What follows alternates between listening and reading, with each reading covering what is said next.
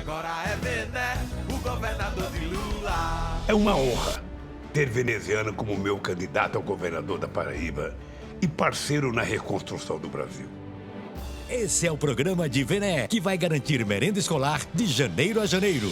A fome não tira férias. Vamos fornecer merenda mesmo quando a escola estiver fechada. Eu quero no futuro, quero que a galinha bote bife. Eu tô cansada de comer ovo. Prato limpo sobre a mesa, no fogão a incerteza. Quando muito só tem ovo e olhe lá. Que tal ser o ano inteiro, de janeiro a janeiro, ter merenda escolar?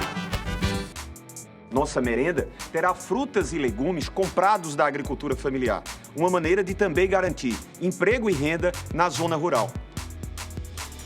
Avisa pro estudante ficar ligeiro, merenda escolar de janeiro a janeiro, pois fome não tira férias. Tem uma palavra do presidente Lula para executar aqui o maior programa de combate à fome da Paraíba. Tenho experiência nisso.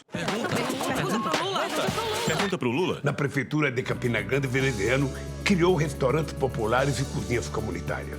No governo da Paraíba, ele vai fazer mais e melhor.